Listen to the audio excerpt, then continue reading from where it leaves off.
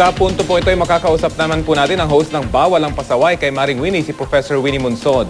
Magandang tanghali po, Maring Winnie. Hi, Rafi! Opo, magandang tanghali po sa inyo. Opo, nabanggit po sa isang column ni Randy David na may ibinulong daw po sa inyo si Janet Lim Napoles tungkol sa mastermind umano ng pork barrel scam. Ano pong reaction nyo rito? Talaga naman, totoo. Bakit naman magsisinungaling si Randy? Opo. No, ganito yan.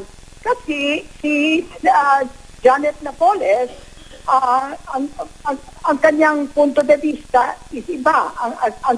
Ang kanyang sinasabi is that itong si Ben Herloy ay kasama ng isang grupo na hindi kasama siya at ginagamit lang ang kanyang mga empleyado, etc., etc.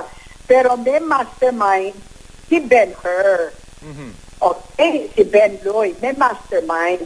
At saka itong mastermind ito, according to Janet, because that was in the interview in Daily Inquirer, is the one is inaayos ng pagka-dawit ni Janet Napoles. That's her point of view. All right, that's her perspective. So naturally, ang tinanong ko sino ba itong mastermind? Kasi sabi niya hindi ko kung confident, in confidence. Opo. Pero so she gave me a name and that's it. And but until such time as she comes out, I am constrained by confidentiality. Why should I come out with a name na wala naman akong ni hay ni ho kung ano ang ebidensya or whatever, hindi ba? Pero so she wanted to tell me. Opo. Professor, ilagay lang na po ito sa context. Sinabi niya po ito, pero marami ho ba na tao doon sa kwarto nung sinabi niya ito sa inyo? Ano? Marami ho bang tao doon sa kwarto nung binanggit ito sa inyo? Andun po sila pero nakatindig na. Opo. I mean, pumunta siya sa tabi ko at sinabi niya. Pero ang sinabi niya that this was her guess. She wasn't sure about it, but this was her best and a parang educated guess as to who it was, who was actually the mastermind behind all of these things. Opo. You must remember, sabi ni Janet Napoles, wala siyang kinagagawan sa PIDA. Ayan ang sinabi niya. Pero ayun ang sinabi niya sa interview. Opo. So I was pressing her kung saan galing, kung gano'n, saan galing yung pera niya. Sinabi naman niya. Sabi ko, bakit siya dinadawit ni Ben Herloy? Ayun ang kanyang punto de vista. You see? Pero Professor, opo, nung kausap niyo po ba siya, was she being straightforward sa kanyang mga sagot sa palagay po ninyo? My dear, I mean, she was as straightforward, she was as straightforward as anything. Wala siyang hesitation, wala siyang, ewan ko, I mean, maybe some people are good liars. But as far as I was concerned, sinabi ko nga kasi yung mga iba di ba, mga affidavit, this is a she says story, right?